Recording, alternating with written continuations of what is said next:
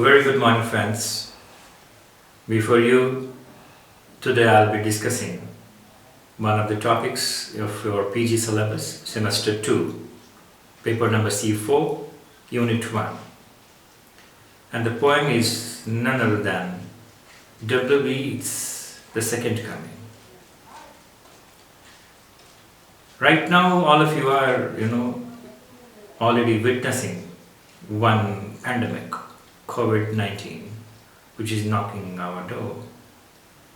And in this backdrop, and the backdrop which has been there when Yeats thought to write this poem, is almost similar.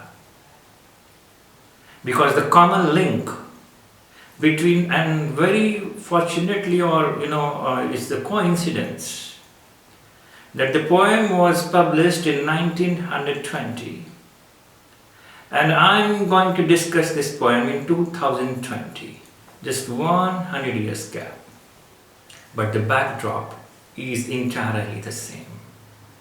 When Yeats thought to write this poem, it was all ashes in the sky, because it was the World War First, which has just ended in 1918 or 1919. And this poem was written in 1920.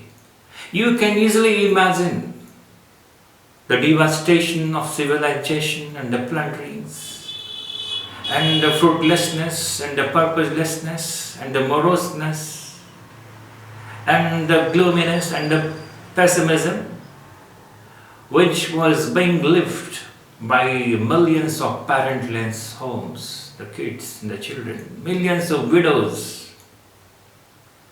In that world, a poet who is very sensitive like Yeats only could write those lines which is there in a very short poem, The Second Coming.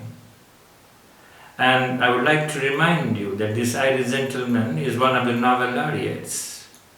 Before him was, George Bernard Shaw, an Irish dramatist who has got the Nobel Prize, and Yeats is there in the row. Then again in 1950s there is Samuel Beckett who gets the Nobel Prize, and in 1992 there is Seamus Heaney who got the Nobel Prize in Poetry from Ireland. So very luckily this is in a chapter, and I would like to discuss it because I have been given time frame of 15 minutes, and for that I would like to cut short, and I would like to say that I would like to read out the first two lines. And when I read out this poem, I have already given you the backdrop. You can see those plunderings, those homes, those ashes, those parentless kids. Lines open, and it has clearly two parts, from line number 1-8 and line afterwards 9 and until the end. So first lines: turning and turning the widening gyre, the falcon cannot hear the falconer. There is a bird, falcon, which was there. It was, in practice, actually natural falconry. The bird is not supposed to keep flying in circles forever, as in the poem it has been written, but it is eventually supposed to come back and land on the falconer's globe. But that falcon is not in the control of falconer.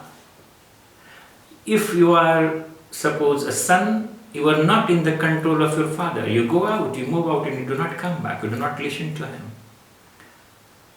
When the morality drops, you will stop to listen to the commands.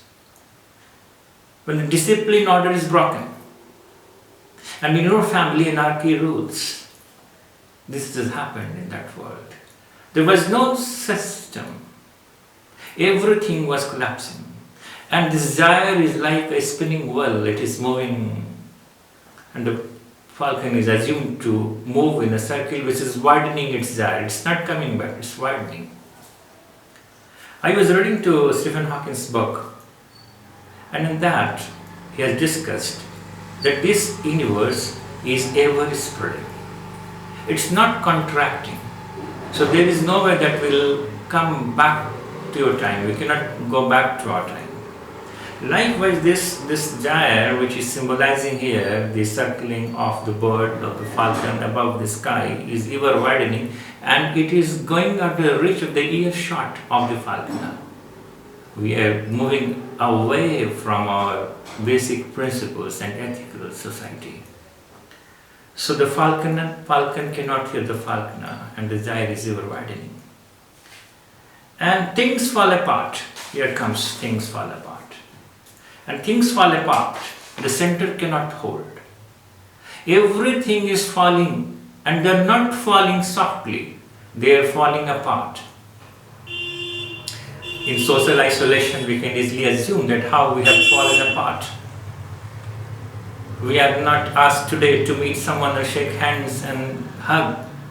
We are already isolated. We are going for a social isolation. Things are falling apart. We have fallen apart. The things or the valuable things are falling apart. And the center cannot hold. Which is the center of our society? Every society has one center, be it mosque, be it temple, be it churches. Around that center, everything the ethical society revolves. That center cannot hold. We lose the trust upon those spiritual centers. All the spiritual centers in 1920 was talking about peace, love, humanity. But what happened? We've delved into world wars. We've delved into materialism. We've delved into plunders. So things are falling apart. And the center cannot hold. The churches, the commands, the priest, the pope could not hold the society of 1920. And things fallen apart. And the center, and what is the result? Let us see the further lines. Mere anarchy is loosed upon the world. And the blood-dimmed tide is loosed, and everywhere the ceremony of innocence is drawn. The blood-dimmed tide is loosed. It's like streams, the rivers, which are full of bloodsheds. The color of the river is not green, bluish, not sky. The clouds are not reflecting in the river. Your face is not reflecting in the river. It is all blood-dimmed tide. And the ceremony of innocence is drawn. This word tide, loosed and drawn. The poem gives the sensation of water rushing around as if it's coming like a Noah's flood all over. And anarchy and innocence drawn. We have dropped our innocence. We have dropped our basic ethics. And when the innocence is drawn, our face becomes too cruel. Now, next lines. The best lack all conviction, while the worst are full of passionate intensity. We are having no conviction. We have lost our faith. We have lost our trust on the best. The best, what is best? If there is a parameter to run the society, the best within can be a features like honesty, trust, moral principles. That conviction has been lost. And we can see that the worst are full of passionate intensity. The criminals, the immorals, the hooligans, the men who are always thirsty of bloods are full of passionate intensity. You can easily see it. And here was the thesis, things fall apart. The first, if I would like to give a subtitle of the poem, things fall apart. And then the line number 10 and afterward to the last, there is a second antithesis of the poem, you can say. Surely some revolution is at hand, and it is also a kind of synthesis. Surely some revelation is at hand. Surely the second coming is at hand. This surely, we can see the contrast. At one side, the conviction is lost in the best, but surely word which is symbolizing once again another conviction of the poet, which is gut instinct coming out. Surely the revelation is at hand. Surely the second coming is at hand. Kuch to hoga, second coming. And that second coming is trying to connect the coming and the resurrection of Christ after 2000 years, as in Christianity it is believed. The second coming, exclamatory mark. The second coming, hardly are those words out when a vast image of the Spiritus Mundi troubles my sight. Somewhere in the desert, sands of desert. The second coming is just like a Spiritus Mundi. It's like a sphinx. It is having, it's a, which is troubling the sight. This God is not merciful. This creature is not merciful.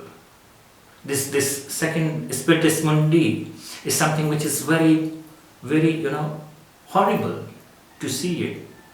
Troubles my sight and is troubling the sensitive sight, the vision of the poet. Somewhere in the sands of desert, and see where the God is standing. It is not standing in the green fields. It is not standing in the lush green grasses or the green forest. It is standing in the desert. And desert time is not night, it is sun. Sun is over there. Troubles my sight. And the next time you can see a shape with lion body and the head of a man. This Spiritus Mundi is having a shape with lion body and the head of a man. Head of a man is just like, but we have become animal from the body. We have, our nails have grown out. It's become, it's like a lion. And the gaze, what kind of this is Sphinx, the mythical beast with lion body and the head of a man. And you can see that the gaze is blank and pitiless as the sun. This God's gaze is not merciful. It's not like the Buddha. It's not like the Krishna. It's not like, Christ. Merciful. The gaze is absolutely blank and pitiless as the sun. This God is pitiless. And as the sun of the desert, I would like to remind it, the sun over the desert, it's very pitiless. You can see how the workers are coming on the roads in the sun. You can easily, they ask them what is the definition of the sun walking on the streets on a daytime. And he's moving its slow thighs. This car is moving its slow thighs. Very slowly. It's very, very scary also. It's moving its slow thighs. Coming into the shape of Corona right now. Knocking doors one by one. And moving slow thighs, while all about it, real shadows of the indignant desert birds. And the shadows, when it is moving, this God is moving, there are the shadows of the indignant birds. And those birds are desert birds. They are the vultures, they are the predators. Those birds are not the sparrows. No. There is not cuckoo. No. These birds are vultures which prey, which are the predators, which wait us. They wait for the dead bodies. And these birds are ticked off, indignant. But it is not clear why. Their circling is similar to the desires of the falcon from the beginning of the poem. But from what we know about desert birds like vultures, when they fly in circles, it's often because they think someone or something will die soon. Now coming to the last lines, 18 to 20, the darkness drops again. Now here comes, the vision ends of the poet, but even after that he broods, even after that he thinks and reflects. The darkness drops again, फिर से अंधेरा हो जाता है, as if we are in a theatre.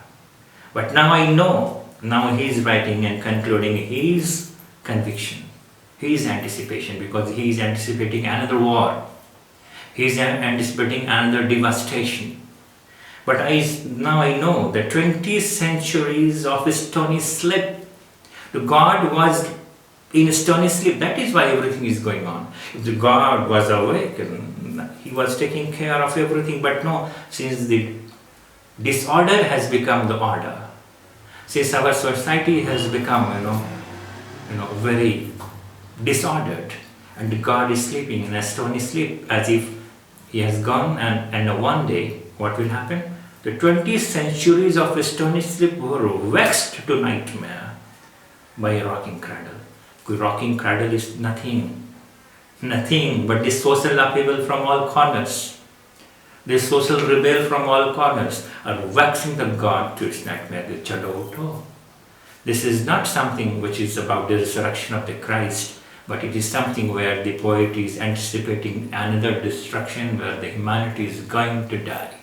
And that is why W. Yeats concludes, I would like to quote, "And what rogue beast, its hour come round at last.